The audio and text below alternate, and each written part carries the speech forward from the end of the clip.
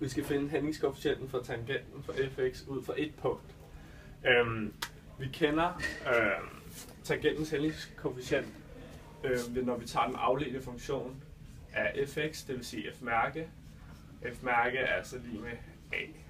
Formlen for a, den ser sådan her ud, den kender vi. Det er y2 minus y1 divideret med x2 minus x1. Men nu skal vi så finde det ud fra et punkt, så derfor bliver vi nødt til at bruge noget, som hedder en sekant. Nu tegner jeg lige en graf.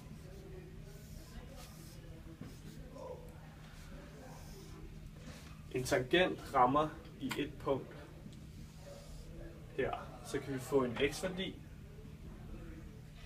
og en y-værdi, som kalder fx.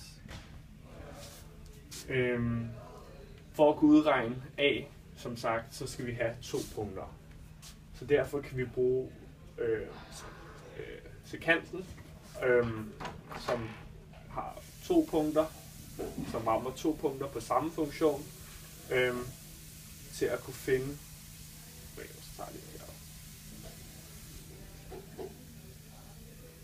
kunne finde den tilnærmelsesvise hældningskoefficient for tangenten, ved ligesom at skyde den længere ned mod 0. Fordi man kan se her, hvis den her bevæger sig længere hernede af, så kommer den længere og længere ned til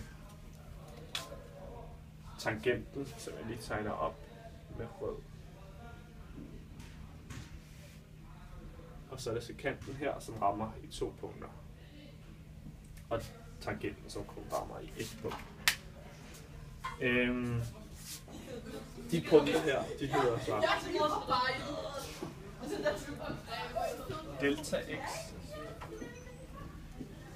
Og delta x, det er den værdi, der er imellem det her stykke her. Mellem x og den nye x-værdi. Det kalder vi delta, og derfor lægger vi delta til x. Så derfor så får vi delta x, og så får vi som sagt også en ny y-værdi. Og den, ligesom man sætter x-værdien ind i f, eller ind i y, kan man vel sige, så får vi her f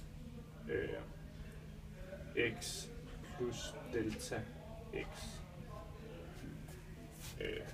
Ja.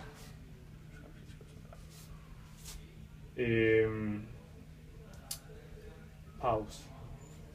Nu kender vi så de 2 punkter til sekanten, som er den her, sekanten, og det her er tangenten.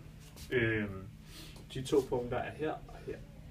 Det første punkt kalder vi x1, det andet punkt kalder vi x2, og de tilhørende punkter kalder vi så y1, og det tilhørende punkt til x2 kalder vi så y2. Nu har vi de punkter, vi skal bruge for at kunne udregne a. Vi skal så sætte de her punkter, som er de her, ind i formlen for a. Det gør jeg herover. Så kommer det til at se sådan her ud.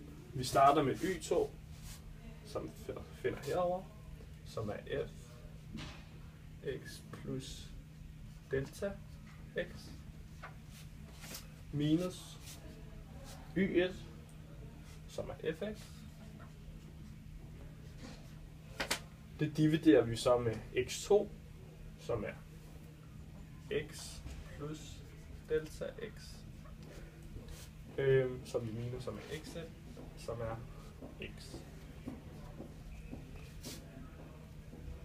Vi kan ikke reducere noget op i tælleren, men i nævneren, der kan vi godt. Så her kan vi se, at x'erne de kan gå ud med hinanden, sådan som vi får fx plus delta x minus fx divideret, hvor x'erne går ud med hinanden, så derfor kommer det kun til at stå delta x. Og vi ved, at jo tættere på 0, man kan sige, den her værdi, som er imellem x og den nye værdi, altså det her, det hedder, man kalder delta x, den værdi, jo længere den kommer ned mod 0, jo tættere på kommer hældningskoefficienten, fordi det her det er lige med a, jo tættere kommer den til at ligne hældningskoefficienten for tangenten. Så derfor kan vi sige, at Limes, ja,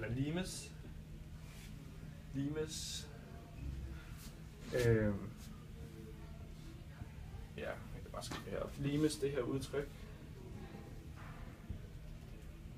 er lig A, eller hvad kan man sige, F-mærke.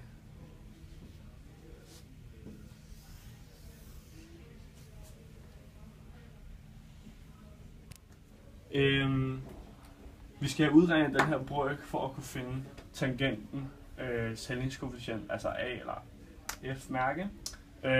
Og det gør man altså ved, at jo tættere på 0, jo tættere delta x er på 0, jo tættere har vi ligesom fået den her værdi. Fordi vi ved, at når tangenten bevæger sig tættere mod 0, så kommer den tættere til at ligne tangentens hældningskoefficient.